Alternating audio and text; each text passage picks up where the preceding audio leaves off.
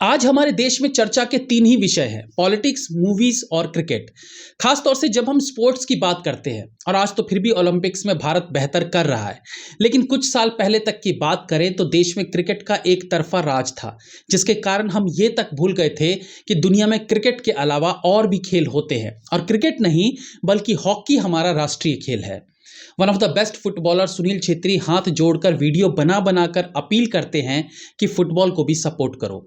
लेकिन जब हम देश का इतिहास उठाकर देखते हैं तो पता चलता है कि खेलों की इतनी बुरी स्थिति पहले नहीं थी। संसाधनों के अभाव में पहले हमने खेलों में जितने कीर्तिमान स्थापित किए हैं वो आज समस्त संसाधनों के बावजूद नहीं कर पा रहे हैं। हॉकी में देश की आज़ादी के इर्द गिर्द इतिहास रचा गया था, जिस पर अक्षय कुमार की फिल्म गोल्ड बनी थी, जिसमें दिखाया गया था कि कैसे बुरी कंडीशंस के बीच भारत के खिलाड़ियों ने विजय प्राप्त कर पूरी दुनिया को स्तब्ध करके रख दिया था। ऐसी ही अनसुनी या कम सुनी कहानी थी फुटबॉल को लेकर, जिस पर फिल्म बनाई गई है मैदान, जिसके टीजर पर आज की चर्चा रहेगी।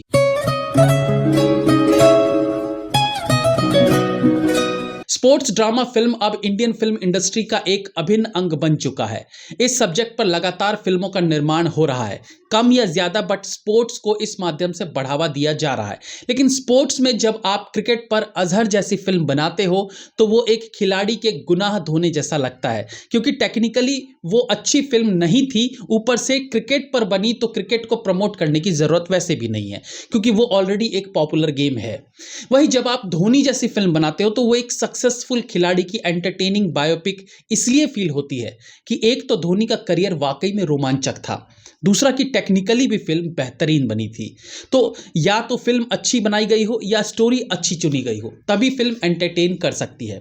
अब एक बार फिर से एक स्पोर्ट्स ड्रामा फिल्म रिलीज के लिए तैयार है, जिसका नाम मैदान है, और इस मैदान में कोच है अजय देवगन। मैं ये मानता हूं कि जब जब हमारे इतिहास के प्राउड फील कराने वाले मोमेंट्स पर फिल्में बनी हैं, उन्हें दर्शकों का प्यार मिला है। ऑफकोर्स जो फिल्में टेक्निकली भी अच्छी बनी हो, और स्पोर्ट्स पर बनी फिल्मों के क्लाइमैक्स का सबको पता होता है कि क्या होने वाला है, क्योंकि इंडिया ने उन स्पोर्ट्स में अच्छा किया था, तभी तो उस पर आज फिल्म बन रही है। नहीं तो हारने वाले गेम्स या खिलाड़ियों पर फिल्में नहीं बनती।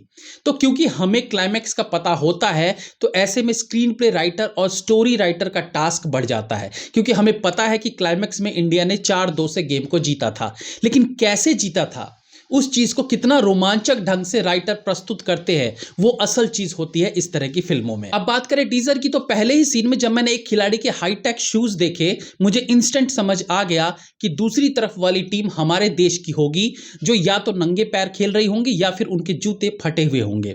ऐसा फील होने का कारण है कि शायद इस बारे में मैंने कहीं पढ़ा या सुना होगा कि भारतीय टीम नंगे पांव खेलने की आदी थी। जैसे पान सिंह तोमर में इरफान खान नंगे पांव रेस में भागते हैं, गोल्ड फिल्म में भी एक खिलाड़ी को नंगे पैर ज्यादा कंफर्टेबल फील होता था।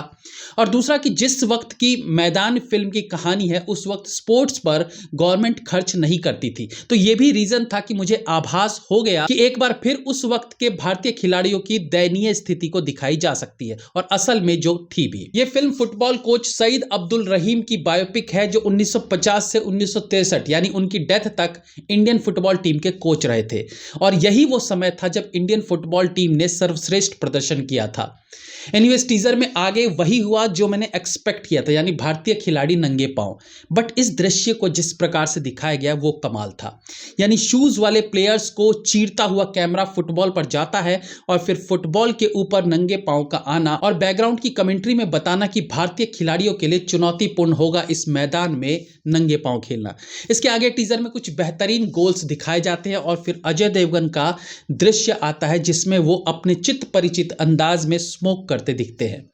अब स्पोर्ट्स फिल्म में प्रॉब्लम यह है कि आपको कहानी ऑलमोस्ट सेम ही मिलती है, यानी पहले अंडरडॉग टीम, फिर शानदार कोच की एंट्री जो उन्हें मोटिवेट करता है, थोड़ा ट्विस्ट डालने के लिए दिखाया जाता है कि कैसे कुछ खिलाड़ी उस कोच के अगेंस्ट हो जाते हैं या उसे परेशान करते हैं, फिर धीरे धीरे कोच के जज्बे को देखते हुए वो उसका साथ देने लगते हैं, और फिर कड़ी प्रैक्टिस, और फाइनली वो मैच जिसे जीतकर इतिहास रचा गया था। और उस क्लाइमैक्स वाले मैच को कितना रोमांचक बना सको, ये फिल्म मेकर्स पर निर्भर करता है। यानी कहानी सिर्फ इतनी है कि एक था राजा एक थी रानी, दोनों मर गए, खत्म कहानी। लेकिन इसी कहानी को दिखाने में आप क्या एक्स्ट्रा एफर्ट लगाते हैं, कैसे रानी को दिखाते हैं, उसके राजा से रिश्तों को कैसे दिखाते हैं, उसके मरने के सीन में क्या नया कर पाते हैं, यही चीज़ फिल्म को हिट बनाती है और वही चीज़ इन स्पोर्ट्स फिल्मों में भी रहती है।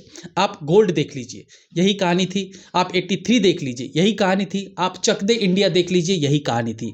इसके अलावा छोटी मोटी तो अनेकों स्पोर्ट्स फिल्में आई गई रह गई, जिनमें कम या ज़्यादा वही सब दिखाया गया जो मैंने अभी आपको बताया है। मैरी कॉम थोड़ी अलग थी क्योंकि वो एक इंडिविजुअल की कहानी थी, तो उनके जीवन के अनेकों रस थे दिखाने को, बट नीचे से ऊपर तक आने की जो प्रक्रिया थी वो सेम ही रहती, यानी प्रैक्टिस प्रैक्टिस एंड प्रैक्टिस और फिर फाइनल्स जीतना। अब इस फिल्म में अलग क्या है? इसमें अलग है अजय देवगन, जो एक्टिंग वाइज इस तरह के रोल्स में अच्छे लग सकते हैं, बट उसके अलावा फिल्म में क्या कुछ डालकर इसे अलग बनाया गया होगा वो तो आगे ही पता चलेगा। बट हाँ, टीजर में एक डायलॉग अच्छा सुनने को मिलता है कि मैदान में 11 उतरना लेकिन एक दिखना। काफी मीनिंगफुल डायलॉग है ये।